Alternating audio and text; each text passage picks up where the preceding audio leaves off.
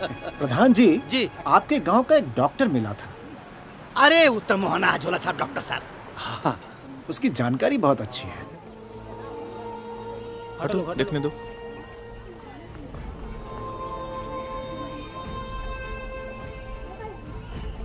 आला दो।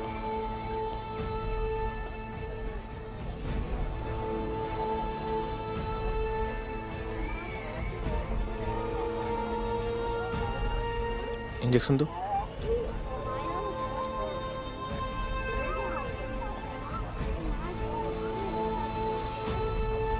अभी आराम हो जाएगा। पकड़ो।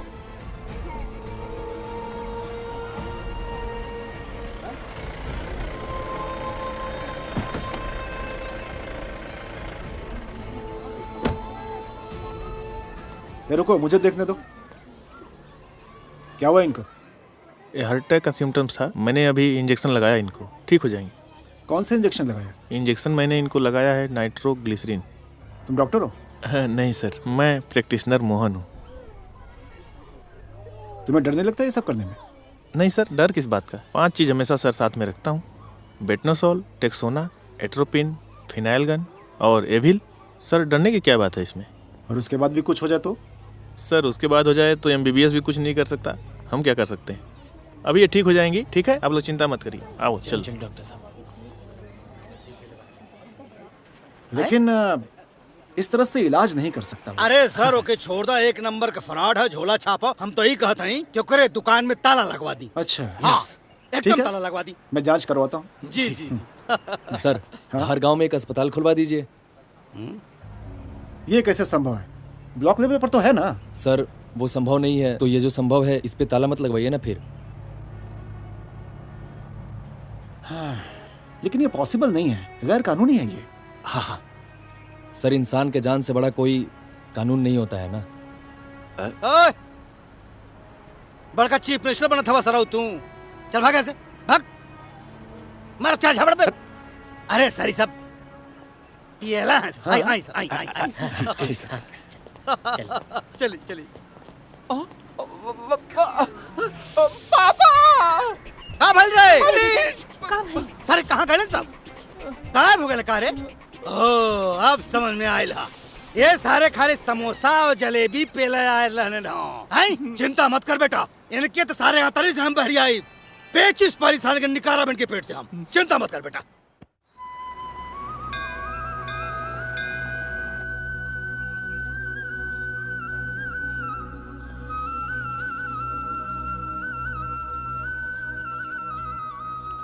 हमरा के मंदिर काहे बुलौलू? माई बाबूजी के गईला के बाद भगवान के ही हम अपन असली गार्जियन माने नहीं। कुछ भी फैसला लेवे के रहेला त यहाँ के मंजूरी लेवे आ जानी। अच्छा, त का चीज की मंजूरी ले लू? तोहरा के अपन बनावे के। अच्छा, तो मंजूरी मिलल है? ना मिलल रहित तो तोहरा साथे थोड़े चलती।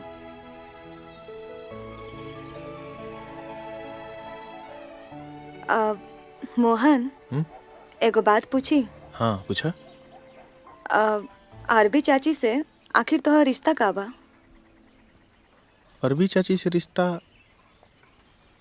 एगो महतारी के, एगो बेटा के, एगो कर्ज देवे वाला के और एगो कर्ज लेवे वाला के।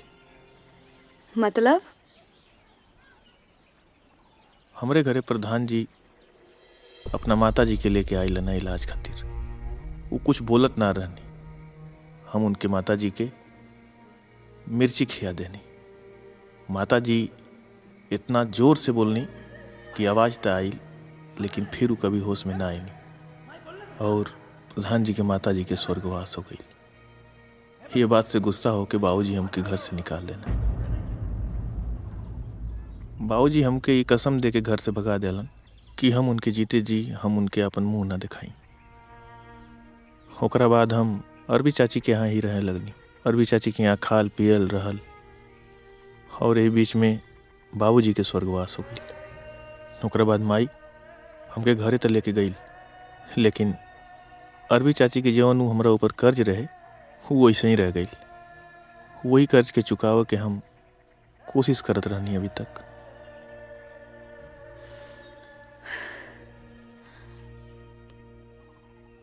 सही आदमी से दिल लगैले बानी। भगवान के प्रसाद जैसन हमेशा तोहरा के मुट्ठी में बांध के रखे। चला। कहाँ गईले तोहार होनहार सपूत? आज जबले पैसा ना मिली हम यहाँ से जाइब नाही। कान खोल के सुन ला, हमारे घरे कोनो कुबेर के खजाना नहीं खुलल हाव कि जे आवे ते लेके जाए। का भइल? काहे इतना शोर मचावत हुआ शोधन भाई? हम अपन पैसा लेके जाइब आज। अरे शोधन भाई, हम कोनो बैंक खोल ले कि निकाल के तुरंत दे दी तो के? कब्बो खुलबो न करी बैंक। आखिर कैसन पैसा मांगे आ जाला लोग? जब ई डॉक्टरी खोल के मक्खी मारत रहलन तब हम इनकरा के मरीज देत रहनी। और एक दिन एक भैंस के पक्का इलाज कैले ई बोल के कि पड़िया हुई, हो गई पाड़ा। और कुछ दिना बाद वो भैंस भी मर गई। तब परिवार इनके जान के दुश्मन बन गए, जेकर पूरा पैसा चुकावे के पड़ल इनकर जान बचावे खातिर। और पैसा हम यानी शोधन से ई उधार ले आयल रहे। आज तक ये उम्मीद रहे कि थोड़ा थोड़ा करके पैसा मिल जाए, मगर अब तक टपर आ गई बा। अब इनकरा से थोड़ी ना कोनो इलाज कराई। अरे मर्दवा, चला तहरा के दही जलेबी खियाई। अरे रुके, हमरा पैसा वाला दे यार। पैसा पैसा अरे नहीं खाए के दही जलेबी मरते।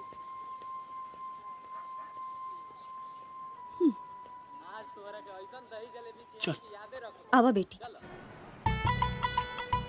अरे वाह, वेलकम वेलकम। हे बाबू, आपन आपन रोग दिखा के चलिए यहाँ कोटा पे। वहाँ 2 किलो चीनी और 2 किलो चावल एक्स्ट्रा मिली, ठीक है? ओ झोला छाप, झोला छाप डॉक्टर, तू अपन झोला लेके निकल रही, तो हर भलाई हो। अभी जवन चूरन वाली दवाई बेचा तारा बिल्कुल ना बेचाई बाबू, अब मिठाई वाली दवाई बेचा तू। मरीज तावते नहीं, हमारे के चेक कर ली डॉक्टर साहब ताले। मुंह खोलो, मुंह खोलो। ब्रश नहीं करते क्या तुम? आला लगा रहे हो, बहुत बुरा बास आ रहा है। एक काम करता हूं, मैं दवा देता हूं, इसको सुबह और शाम पीना, ठीक है? जी। लो जाओ, पैसा उसको दे देना, ठीक है? वहां पे। जी जी। है बेटा, बढ़िया से मरीज देखिया, ठीक हो? जी पापा। हाँ चलिए यहाँ लोगन, गधा सारी तोहार व्यवस्था हम बहुत जल्दी करो। हाँ चलो चलो चलो चलो चलो चलो। अरे हमरा जाने दो सारों को, दांत तेरे के।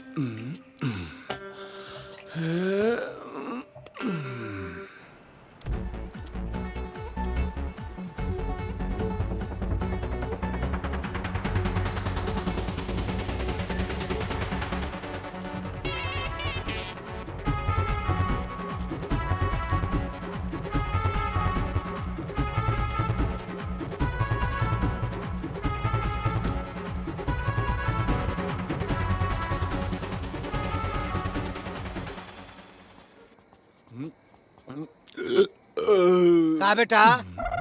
है बचवा, का चाहत हवा? ओ दूध रोटी। बर्तन बहुत छोट हो बेटा, ये कहाँ तोहरे पेट में आमाई? पलटा कहाँ ना ले लेला? का हो मलकिन, कराइया में दे ले हो तू। बहुत बेशरम देखनी सारे, लेकिन तोरे तरे तरे बेशरम आदमी कहीं के। बतावा, बाबू दुकान पे माछी मारत हमें, यहाँ दूध भात रोटी काटत हमारी ससुर। पापा दुकान ना, क्लिनिक। क्लिनिक क्या मरीज देख ले रे? हैं? अब हम घर घर घूम के इलाज करी, डॉक्टर हैं, सब्जी वाला ना। हाँ तो फेरिया वाला बनाए तो के हम वही आला तोरे करिया हिम बात के तो से हम आलू और प्याज बेचवाई बेटा, जोखबा तू बैठ के दुकान पे। बेशरम आदमी नहीं था। बीएमएस हमें ससुर दुकानी पे गाकी ना आवत हमें करे। क्लिनिक, अरे क्लिनिक कमाई, क्लिनिक क्लिनिक क्लिनिक। देखो के झोला छाप डॉक्टर है मोहना, लेकिन देख लाइन लगौले हो मरीजन के। ये ससुराऊ बीएमएस पढ़ के एक मरीज सारी दुकान पे ना आवत हमें। बेशरम आदमी कहीं के। ए पलोनो जी, जाके कह दे कि केहू के कोनो सरकारी सुविधा और गेहूं ना मिली, चाहे मनरेगा का पैसा होके, चाहे राशन होके, चाहे पैसा होके, कुछ भी ना मिली। और ये इलाके में और गांव के आसपास में जितने लोग हैं जाकर के बोलो कि टप्पर से दवाई ले जाओ। ठीक बा। निकलो। ठीक। अरे निकाल के खाई दी ना। अरे शोभा कमाई, चुप। इनके सलाह के चक्कर में क्या क्या करने के पड़ता हो? हाँ सारे और खियाओ। लव यू पापा, लव यू। हाँ सारे। सुन लगा वालन, प्रधान जी का फरमान बा, समझ ला।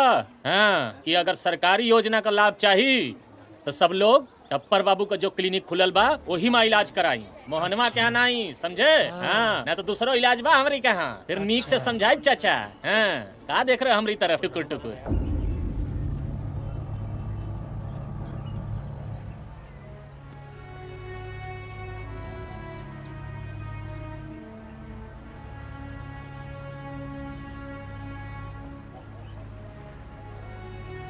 क्या डॉक्टर साहब, लागत है हमने की सब्जियां बेचे के पड़ी। जुबान बाहर निकालो और बाहर। आ बंद करो, मैं कुछ दवा लिख देता हूँ। एक मिनट सुरमी। हाँ? यहाँ कहाँ? सुरमी, जब हीरा सामने हो तो कोयला के मुंह ना लगाए के चाहिए, पता बा। हीरा सजावे और कोयला जलावे वाला चीज है। एक बात कही, जब तो के पहली बार देख ली, देखते ही तो उससे प्यार हो गई। हमरा से इश्क करबू, शान और शौकत मिली, और एकर जेकर लिट्टी खाए का औकात नहीं खे, उ तोहरा के पिज्जा और बर्गर कहां से खिलाई। मेहनत करे वाला मर्द के ना पसीना से भी खुशबू आवेला,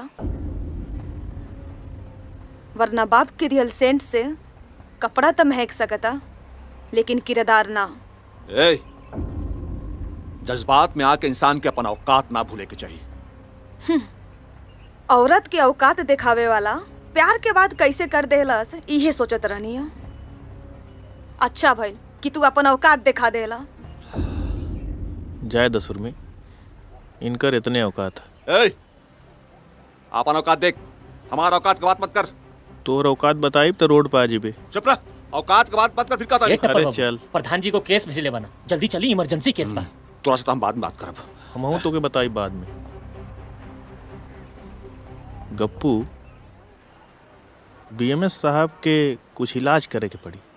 जरूरी बा डॉक्टर साहब। डॉक्टर साहब सही दिमाग लगैला हवा, नुकसान भी ना हो, काहे कि कौन रुपया मिलते रहल था। अब टपरवा माछिए मारी।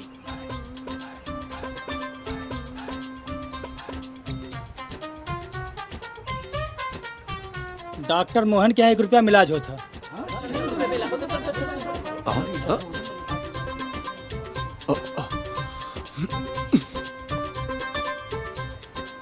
नंबर से आइए लोग, नंबर से।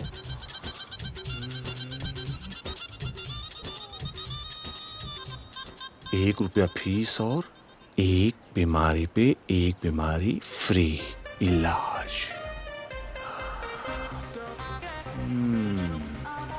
गुड, चिपका कर यहाँ पे।